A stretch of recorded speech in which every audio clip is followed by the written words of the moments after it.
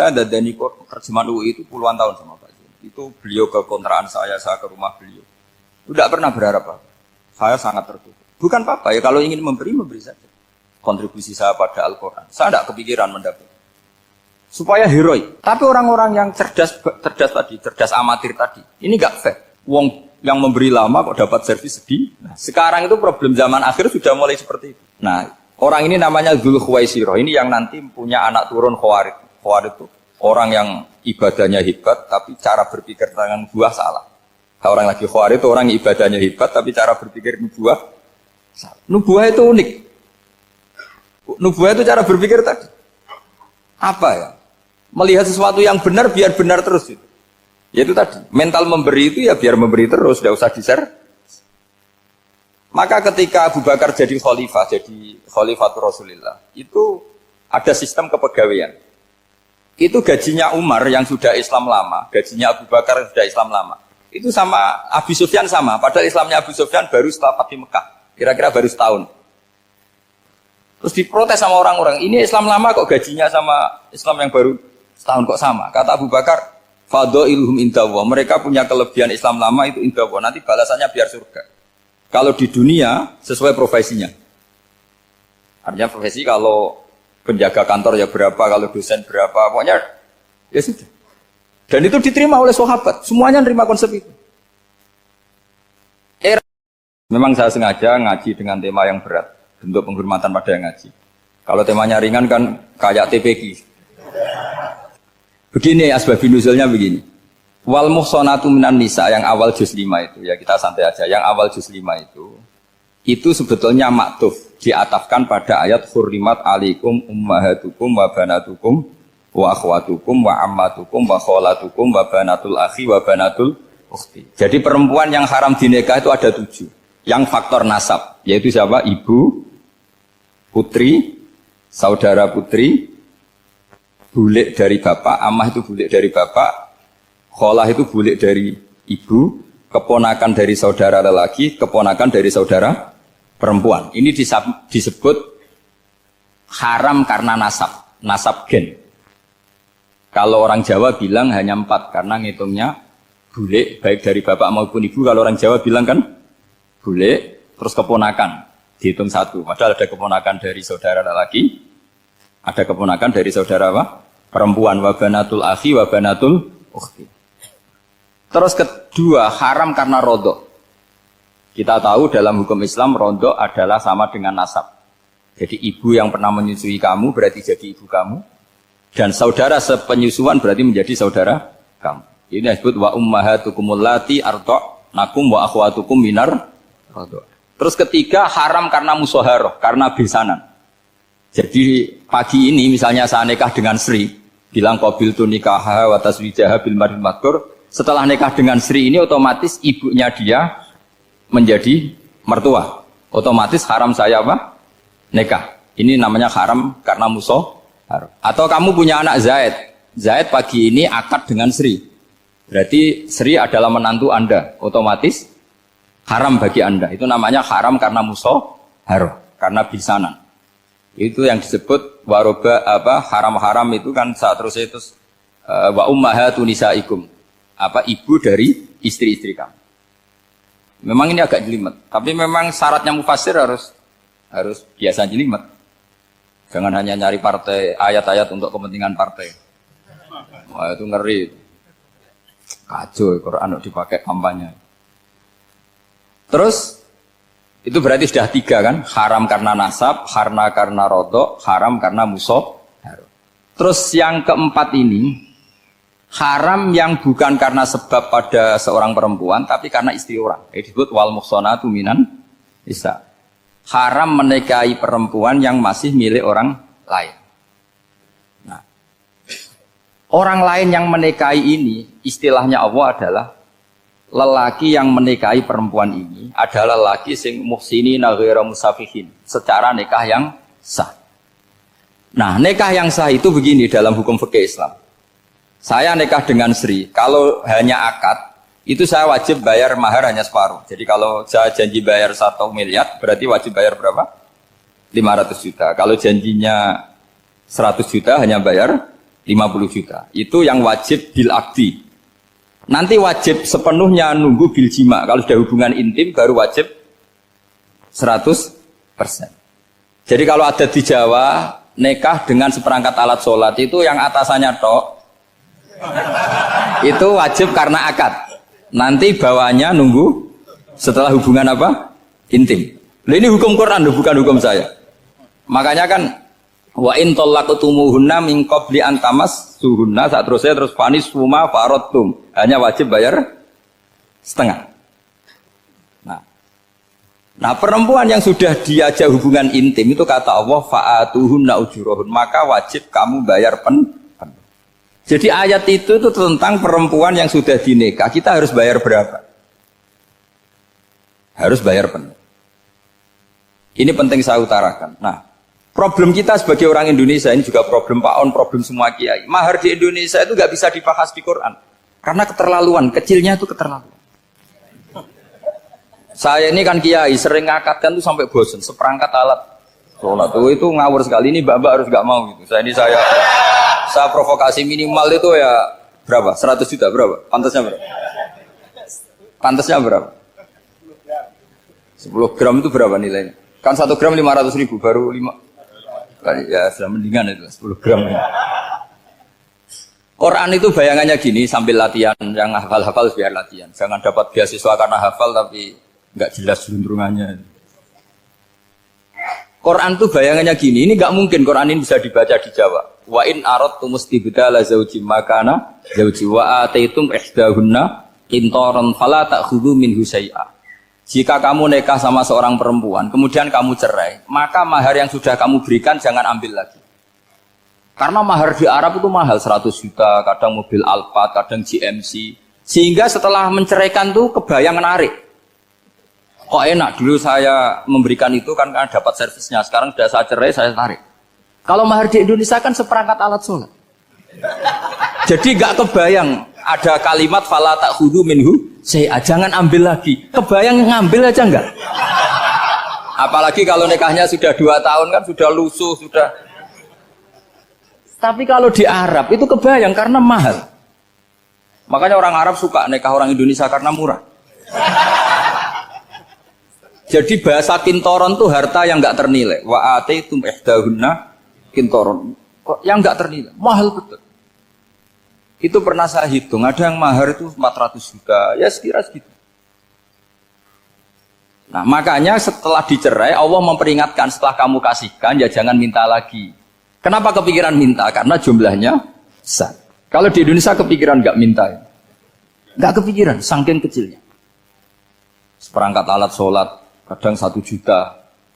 1 juta itu setelah hubungan intim, sebelumnya yang wajib hanya 500. Itu kan nggak kebayang.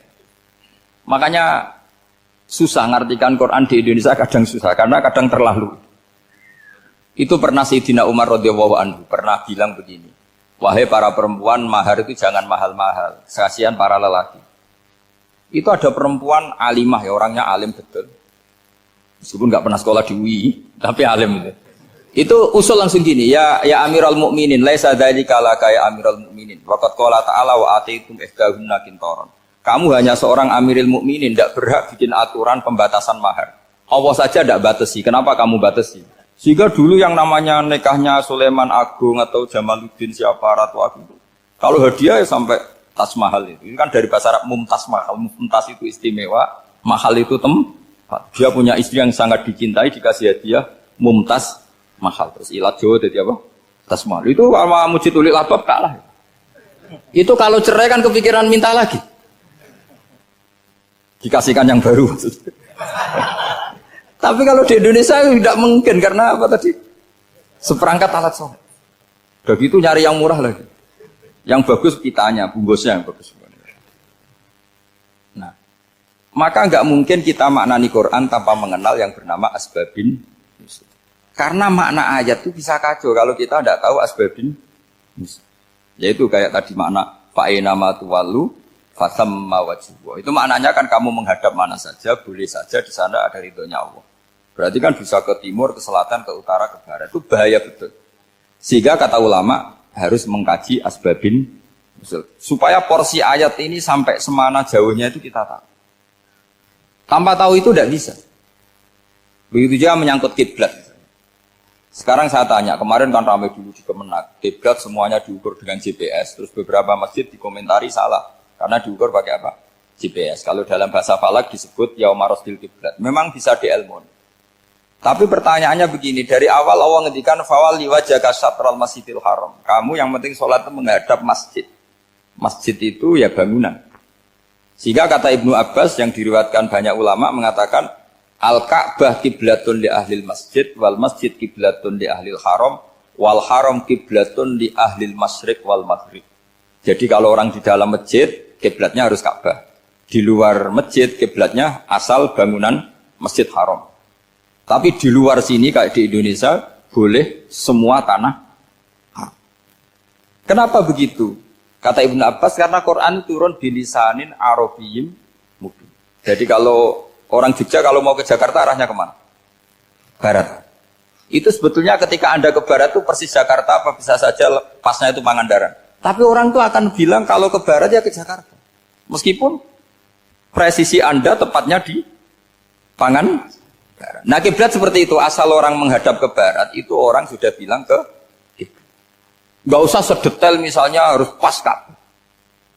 Saya pernah debat sama tim ahli Kemenak. Gak bisa Gus, sekarang ada GPS harus tepat Ka'bah. Terus saya bilang gini, kalau teori Anda benar, berarti semua masjid luasnya maksimal 16 meter. Ka'bah itu luasnya hanya 16 meter. Berarti masjid Ulil Albab yang pojok sana sama pojok sana, kira-kira itu ya sudah tidak kena Ka'bah.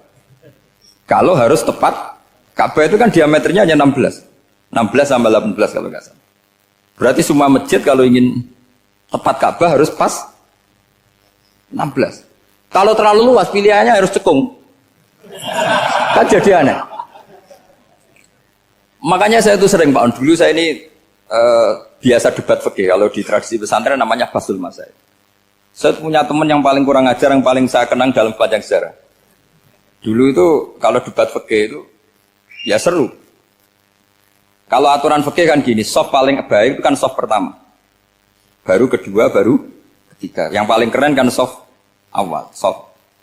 Terus teman saya bilang gini Pak, ya kalau gitu gini aja Gus, desain masjid itu memanjang utara selatan. Biar semuanya soft awal. Gara-gara didesain begini kan ada soft 2, soft 3. Apa susahnya? Kita bikin mulai awal supaya masjid itu memanjang utara apa? Selatan. Supaya semuanya soft awal. Ya kalau ada hukum ya diimplementasikan dalam desain bangunan katanya. Jadi.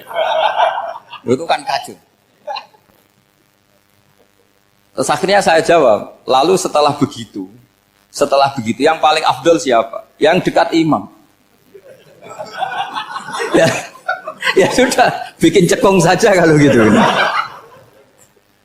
Artinya gini ya, beragama itu yang sehat. Jadi beragama itu berdasar riwayat. Berdasar riwayat, pernah ada ulama yang ngitung. Madinah menghadap Ka'bah itu ya tidak pas. Pernah dihitung pakai GPS. Kiblat Madinah ke Ka'bah itu ya tidak pas. Tidak seperti yang pernah dianjurkan Kemenak. Karena apa? Agama ini ngikuti bilisanin Arabiyyin mungkin. Seperti jenengan gini. Semua ini istilahnya apa? Menghadap Gus Bah. Padahal ada yang agak sana, agak sana. Semuanya ngaji sama siapa Gus? Ya sudah. Istilahnya bertatap muka. Memangnya kita benturan. Ini bahasa. Jadi seperti ini semua namanya apa? Berhadap. Padahal ada yang agak samping, agak samping. Ka'bah juga gitu. Sebenarnya tidak se-ekstrim yang dibayangkan orang-orang. Cuma kalau bisa tepat, ya kita harus tepat. Tapi tetap saja tidak perlu 16 apa? Meter. Nah, fa'aina ma tuwallu fatamma wajhuhu itu artinya menghadap. Menghadap itu menghadap arah. Makanya Allah tidak dawuh fawal liwajhaka nahwal Ka'bah, tapi fawal liwajhaka syatrul Masjidil Haram. Jadi ini penting saya utarakan supaya kita familiar dengan istilah-istilah Quran. Istilah Quran itu gampang sebenarnya. Kalau kita kaji itu gampang. Problem kita tidak pernah mengkaji. Jadi semuanya asing. Kalau kita mengkaji itu gampang sekali. Saya punya sekian cerita betapa pentingnya mengkaji Quran. Harun ar-Rasyid itu dinasti Bani Abbasiyah. Itu pinter sekali. Ada seorang ustadz yang agak ekstrim. Itu datang ke Harun ar-Rasyid. Ya Amirul Mukminin, Inni nasihun laka famusaddidun alaika. Fala tajidanna alayya fi nafsika syai'an. Saya mau nasihati kamu tapi saya mohon jangan masukkan hati. Karena nasihat ini penting. Tapi saya akan keras, vulgar, akan keras, kritik saya akan keras karena Anda sebagai Amirul Mukminin tidak pedes. Apa kata Amirul Mukminin Harun Rasyid? Uskut ya Ustadz. Sebagai riwayat uskut ya jahil, kamu itu Ustadz bodoh, tidak usah banyak omong. Terus ditanya, kenapa saya bodoh? Terus dibacakan ayat faqula lahu qaulal layyina la'allahu yatadzakkaru aw yakhsha. Inna Allaha ta'ala qad arsala man huwa khairun minka ila man huwa syarrun minni. Wa ma'a dzalika qala ta'ala faqula lahu qaulal layyina. Allah pernah menugaskan seorang yang lebih baik ketimbang kamu, yaitu Musa dan Harun. Musa dan Harun adalah seorang nabi. Kepada orang yang lebih buruk ketimbang saya, yaitu Fir'aun. Itu saja etikanya faqula lahu qaulal layyina. Kamu kalau ngomong yang halus, yang baik, yang berperadaban, kok kamu sama saya mau kasar? Akhirnya ustadznya ternyata pinter kamu, yes pinter aku. Jadi semudah itu. Allah itu menugaskan orang yang lebih baik ketimbang kamu, yaitu Nabi Musa, kepada orang yang lebih buruk ketimbang saya, yaitu Fir'aun. Itu saja ada etikanya. Kok kamu sama saya mau tambah etika? Mau main kasar hanya karena kamu merasa nasihat Anda benar? Jadi gampang sekali memahami Quran. Tapi lagi-lagi memang bagi ahlinya. Tapi ini saya bantu supaya sampean jadi ahli apa? Quran. Meskipun ngajinya sebulan sekali. Sudah sebulan sekali tidak punya kitabnya. Sudah. Jadi ulama dulu kalau belajar Quran itu gampang. Saya berkali-kali cerita. Yang kitab saya baca di rektorat namanya Syajaratul Ma'arif. Itu kalau cerita bikin judul itu enak sekali. Babuna fil ibad bikulil bilad. Bab seseorang di mana saja hidupnya harus bermanfaat. Terus dalilnya itu hanya mengutip makalahnya Nabi Isa, wa ja'alani mubarakan ainama kuntu. Ciri utama seorang nabi apa? Saya di mana-mana adanya berkahi orang lain. Jadi berkah bagi orang lain. Maksudnya tidak jadi problem bagi orang lain. Artinya kamu hidup entah di Jogja seperti Pak Ono orang Jember, saya orang Rembang. Hidup di Jogja manfaat, di Jember ya manfaat, di mana-mana manfaat. Saya pernah di Korea seminggu ya manfaat. Saudara kita TKI yang di Korea ya manfaat. Di sana bikin masjid, bikin apa. Karena ngendikane Allah menceritakan Nabi Isa siapa? Wa ja'alani mubarakan ainama kuntu. Saya adalah orang yang di mana-mana berkah. Artinya manusia eksistensinya harus seperti itu, hidup di mana saja. Gampang sekali memahami. Pernah Imam Syafi'i ditanya, kalau kamu nggak kehilangan air atau nggak ada air di satu daerah, cari-cari dulu. Sampai nggak ketemu. Setelah nggak ketemu air, baru kamu boleh tayam. Imam Syafi'i ditanya, apa dalilnya harus mencari dulu? Kalau nggak ada air ya langsung tayamum saja. Kenapa harus nyari-nyari dulu? Jawabnya Imam Syafi'i itu gampang sekali. Qala ta'ala falam tajidu ma'an. Kemudian kamu tidak menemukan air. Di mana-mana tidak menemukan setelah mencari. Kalau belum mencari namanya tidak tahu. Kan ayatnya kan falam tajidu ma'an. Kemudian kamu tidak menemukan air. Tidak menemukan tuh nyari dulu apa langsung ambil sikap? Nyari dulu baru kesimpulannya tidak ketemu. Kalau belum pernah nyari namanya tidak tahu. Segampang itu ulama dulu memahami Quran karena konstruksinya utuh. Yaitu mereka tahu betul bahwa Quran itu bilisanin Arabiyim. Ketika Futuhat Syam. Syam dulu itu dikuasai tentara Romawi. Era Sayyidina Umar Futuhat. Yerusalem dikuasai tentara Islam. Itu awal Sayyidina siapa? Umar radhiyallahu anhu. Ketika Futuhat mau ada pesta besar-besaran. Tapi Umar menolak. Ketika menolak, kenapa Anda menolak? Beliau hanya baca ayat Inna Allaha ta'ala ayyara qauman faqala adhabtum thayyibatikum fi hayatikumud dunya. Allah itu mengkritik satu komunitas kaum yang zaman di dunia menghabiskan semua kenikmatan. Maka kita tidak perlu syukuran besar-besaran. Jangan-jangan jatah kita di akhirat kita habiskan di dunia. Itu adhabtum thayyibatikum fi hayatikumud dunya. Semudah itu. Semudah itu ulama. Rasulullah pernah dahar, pernah makan. Makan karena 3 hari gak makan, cara di Indonesia gak makan nasi, gak makan daging, sudah lama sekali. 3 hari Nabi hanya makan kurma dan air putih. Pernah Nabi gak makan roti sampai 3 hari. Kalau Indonesia mungkin gak makan nasi. Di hari ketiga, ada sahabat yang berbaik hati, Nabi disembelihkan kambing, dipotongkan kambing, Nabi disuruh dahar. Itu baru dahar setengah piring, Nabi berhenti. Ketika ditanya, setengah piring itu kan sudah kuat. Untuk sholat, untuk apa sudah kuat. Ditanya, ya Rasulullah kenapa berhenti? Bukankah engkau tidak makan ini 3 hari? Nabi menjawab, walatus alunna yauma idzin anin naim. Semua nikmat yang saya rasakan nanti ada pertanggungjawabannya. Makanya saya tidak ingin banyak-banyak. Wah itu kalau diterapkan di sini nggak populer. Makanya saya tahu gayanya ngaji Quran itu nggak siap dengan konsep-konsep Quran ini. Jadi segampang itu orang dulu. Nah karena apa ya itu tadi? Mereka tahu asbabun nuzul. Quran itu diturunkan dalam konteks apa? Lafat ini arahnya kayak apa? Mutlak muqayyadnya kayak apa? Muhkam mutasabihnya kayak apa? Nasah mansuhnya kayak apa? Nah sedikit saya cerita ini mungkin contoh terakhir supaya agak lama-lama nanti bingung kalau lama. Yang bingung ya saya. Bingung cara memahamkan. Jadi kalau guru itu kan bingung cara memahamkan. Kalau murid bingung cara memahami. Gak tahu tingkat kebingungannya sama. Kalau guru itu bingung cara memahamkan. Kalau murid bingung cara. Jadi ini pertemuan 2 kelompok bingung. Yang satu bingung cara memahamkan. Yang satu bingung cara. Kalau orang ekstremis bingung cara merusak suasana. Itu gak benar itu. Ada loh. Rasulullah itu nabi. Itu paling pusing yang ngadepi orang-orang yang ekstrem. Karena apa? Cara berpikir itu lompatannya itu nggak tertib. Jadi Nabi itu cara berpikir itu kecerdasan nubuah. Sementara orang ekstrim cara berpikir itu kecerdasan nafsu. Bukan kecerdasan manusia. Kalau manusia masih baik nafsu. Misalnya begini, kalau dalam tradisi nubuah itu. Saya dengan Pak Anu berteman lama. Mulai tahun 2000 berapa. Itu kalau Pak Anu bertamu ke saya, harusnya tidak usah tak kasih makan. Karena sudah dekat. Tapi kalau kenalan baru itu dikasih makan, disangoni. Jadi Nabi itu perilakunya agak unik. Akhirnya ada orang yang cara berpikir itu dangkal. Ya Rasulullah ini tidak fair. Yang iman lama tidak diservis, yang iman baru diservis. Cara berpikir Nabi begini. Orang Ansor itu kan sering memberi Nabi. Perjuangannya Nabi ditopang orang apa? Ansor. Donatur lah, kira-kira orang Ansor itu donatur. Donatur itu keren. Karena donatur itu artinya al-yadul ulya khairum al-yadis. Sehingga ketika Nabi sudah menguasai negara, menguasai Mekah Medina, sudah futuhat, itu orang Ansor tetap gak diservis. Yang diservis Nabi itu orang-orang baru masuk Islam, disebut wal mu'allafati qulubuhum atau Islam mu'allaf. Ada 1-2 orang yang protes, tentu yang gak pinter. Tukang protes pasti tidak pinter.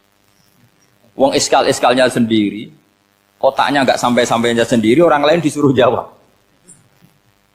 Makanya di sini tidak ada tanya jawab. Nanti iskal-iskal kamu sendiri, bingung-bingung kamu sendiri, saya disuruh jawab.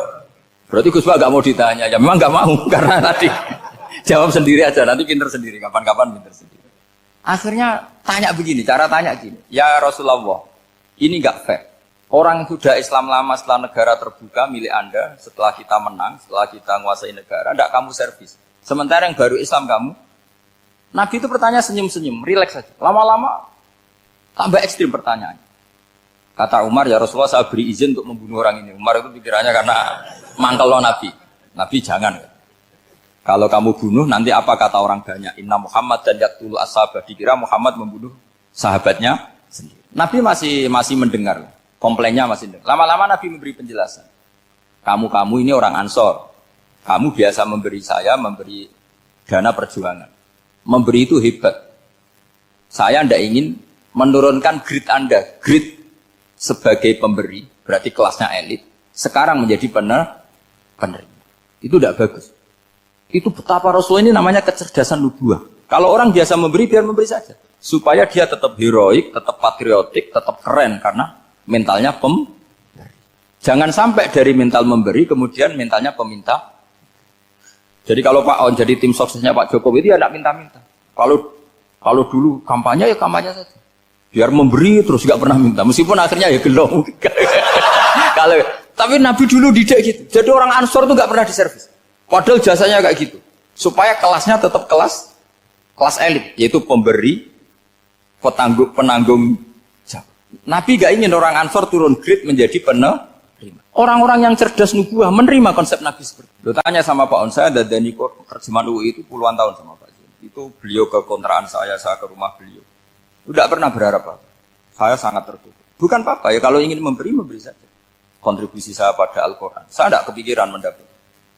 Supaya heroik. Tapi orang-orang yang cerdas amatir tadi, ini gak fair. Wong yang memberi lama kok dapat servis sedih. Nah, sekarang itu problem zaman akhir sudah mulai seperti itu. Nah, orang ini namanya Dzul Khuwaisirah. Ini yang nanti punya anak turun Khawarij. Khawarij itu orang yang ibadahnya hebat tapi cara berpikir tentang buah salah.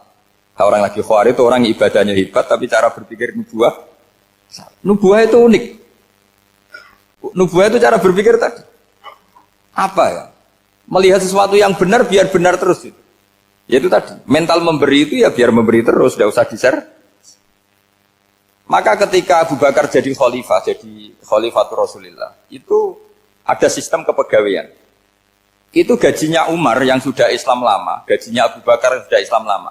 Itu sama Abu Sufyan sama, padahal Islamnya Abu Sufyan baru setelah Fathu Mekah, kira-kira baru setahun. Terus diprotes sama orang-orang, ini Islam lama kok gajinya sama Islam yang baru setahun kok sama. Kata Abu Bakar, fadhailuhum indallah, mereka punya kelebihan Islam lama itu indallah, nanti balasannya biar surga. Kalau di dunia sesuai profesinya. Artinya profesi kalau penjaga kantor ya berapa, kalau dosen berapa, pokoknya ya sudah. Dan itu diterima oleh sahabat, semuanya nerima konsep itu. Era Umar agak dibalik. Abu Sufyan kira-kira gajinya 1 juta, yang lainnya yang menangi Nabi mulai awal gajinya 10 juta. Ditanya, ya Umar, kenapa ini jadi rubah seperti kebijakan Abu Bakar, tidak seperti Abu Bakar? Jawabnya Umar lucu. Fawwah la usawwi baina man qatala Rasulullah wa baina man qatala ma'a Rasulillah. Demi Allah saya tidak akan pernah menyamakan orang yang dulu merangi Rasulullah yaitu Abu Sufyan dengan orang sing selawase dari Rasulullah yaitu Sayyidina Ali dan sebagainya. Ini penting. Artinya ketika gajinya orang saya seperti Ali radhiyallahu anhu itu tinggi itu bukan karena lamanya Islam, tapi karena lamanya iman. Jadi mulai dulu ijtihad itu ada dan dulu dia biasa saja. Karena tadi ada kecerdasan nubuah. Saya ulang lagi, ada kecerdasan apa? Sekarang itu kecerdasan tomak atau kecerdasan nafsu. Itu kalau sampai ngaji kitab tasawuf, itu bab bakhil itu tidak ada. Menurut kitab tasawuf, medit itu tidak ada, kikir itu tidak ada. Yang ada itu tomak. Tomak itu berharap dikasih orang lain. Sampai pernah nggak bilang kalau artis-artis di Jakarta kikir? Tidak pernah kan? Karena kamu tidak pernah ingin diberi. Tapi kalau kamu punya pacar karena kenal tidak pernah ditraktir, oh pacar saya kikir. Karena kamu ingin diberi. Pernah nggak kamu hukum orang lain kikir yang nggak kenal? Padahal tidak pernah memberi kamu. Apa kak? Karena kamu tidak pernah ini. Coba sekarang kamu saya tanya, ini latihan cerdas. Definisi kikir itu apa tuh Pak? Nggak pernah memberi kamu kan? Artis-artis Jakarta, tokoh-tokoh nasional pernah nggak memberi kamu? Enggak kan? Tapi tidak pernah kamu vonis kikir. Karena kamu tidak pernah tomak. Tapi pacar kamu, kok amin ditraktir terus? Atau istri kamu, atau mertua kamu, kok tidak ngasih warisan, kamu bilang kikir kan? Sebabnya kikir betul apa karena kamu tomak, berharap? Tomak. Maka di kitab tasawuf itu nggak ada bab kikir, yang ada bab tomak. Karena asal usul menvonis orang kikir itu karena tamak. Maka jangan banyak kenal orang, nanti banyak hukum kamu kan. Sombong juga gitu, di tasawuf itu nggak ada bab sombong. Karena orang hukumi orang lain sombong itu karena kamu ingin dihormati. Ada orang nggak kenal, terus lewat saja nggak tanya kamu bilang sombong enggak kan? Tapi kalau kenal, oh sombong betul, kenal nggak tanya kan itu. Jadi tasawuf itu sisi unik dari khazanah Islam. Makanya di tasawuf itu nggak ada kritik terhadap kikir. Ya tentu kikir itu buruk, pasti ya kikir itu buruk. Tapi nggak perlu dikritik. Jangan-jangan yang salah kamu. Terus ingin kenal Pak Jokowi ingin jadi menterinya, nanti kenal rektor ingin jadi pegawainya. Ketika nggak diturutin, bilang Pak Rektor kikir. Tapi orang lain ya kak pernah berharap, mungkin nggak menvonis Pak Rektor atau Pak On ini kikir, enggak kan? Berarti vonis kikir itu status orang itu apa nggak kesampaian niat kamu? Memang agak jelimet ilmu tasawuf itu, tapi itu unik, itu bagian dari khazanah apa? Islam. Makanya Rasulullah itu sering isti'adah minta perlindungan wa min toma'in fi ghairi matma'in. Ya Allah, saya tidak ingin berkeinginan yang tidak layak. Coba kamu protes negara itu karena apa? Ingin makmur sejahtera tanpa kerja, sehingga nyalakan menteri keuangan, menteri ini. Makanya kalau guyonannya ulama tasawuf gini, tak beri bocoran. Guyonannya orang tasawuf, begini guyonannya. Anta lam tajid min nafsika kullama turid, fa kaifa turidu min ghairika kullama turid. Kamu yang punya keinginan saja tidak bisa memenuhi apa yang kamu inginkan. Kenapa keinginan itu kamu timpakan ke orang lain untuk memenuhi kamu? Wong kamu yang punya keinginan saja tidak bisa mewujudkan. wujudkan. Kenapa keinginan Anda kamu timpakan, bebankan orang lain untuk memenuhi keinginan Anda? Misalnya kamu, Gus saya ini goblok, tolong pinterkan. Wong kamu yang ini saja tidak bisa. Kok menyuruh saya? Jadi kalau tiap tasawuf itu unik. Seperti kamu mencintai istri tulen, itu ingin kan dicintai istri tulen. Kamu sendiri kan nggak bisa cinta tulen, masih pelengahan sana sini. Kamu pacaran, ingin pacar kamu setia. Ternyata kamu bikin sekian alternatif. Kalau putus ini punya ini, putus ini. Tapi kamu ingin ini setia, kan nggak fair. Makanya guyonnya orang tasawuf itu, anta lam tajid min nafsika kullama turid, fa kaifa turidu min ghairika kullama turid. Gampang tuh apalane, pokoknya ratrit gitu aja gampang. Jadi kamu yang punya keinginan saja tidak bisa memenuhi. Kok orang lain disuruh memenuhi. Jika orang tasawuf itu malu betul. Misalnya saya kok ingin Pak On takdim sama saya itu kurang penggawean. Kalau saya ingin ditakdimi saya menakdimi diri saya sendiri. Makanya berbahagialah orang yang ngilu terus saya ganteng sendiri ya Allah. Saya kaya sendiri. Menunggu orang lain bilang kamu kaya itu repot. Menunggu orang lain bilang kamu hebat itu, ya sudah bilang aja ya Allah saya hebat, ya Allah saya ganteng, ya Allah saya cantik. Daripada menunggu orang lain bilang apa? Cantik. Jadi ilmu tasawuf itu unik. Jadi kalau fikih itu yang dikritik itu kikir. Kalau tasawuf enggak toma. Karena orang yang kamu vonis kikir itu jangan-jangan tidak kikir tapi mementingkan yang lebih penting. Misalnya ada teman yang tidak pernah nakdir kamu, ternyata punya ibu sakit, uangnya dianggarkan untuk ibunya yang sakit, atau anaknya sekolah, atau keluarganya masih butuh biaya, ya, sehingga sama teman dia kikir. Hakikatnya kikir apa mementingkan yang penting? Tapi kamu karena nggak pernah ditakdir menvonis kikir. Ya, ini pelajaran. Jadi makanya yang dianteni ilmu tasawuf itu toma, tamak tadi kalau dalam bahasa Indonesia, bukan kikir. Karena vonis kikir itu akan disematkan orang yang tidak kesampaian hajatnya. Makanya bapak saya itu, keluarga kiai itu ajarannya itu, yang penting jangan berharap dari orang lain. Ini Pak On saksinya, saya dulu benahin terjemah itu nggak pernah ingin diperlakukan seperti ini. Ya ngaji aja. Karena pikirannya keluarga kiai itu sederhana. Kalau ngamal ya ngamal saja. Ngamal itu heroik. Makanya buyut-buyut kita semua ini kan pahlawan semua. Membela negara Indonesia jadi merdeka. Ya nggak pernah kebayang jadi presiden, menteri.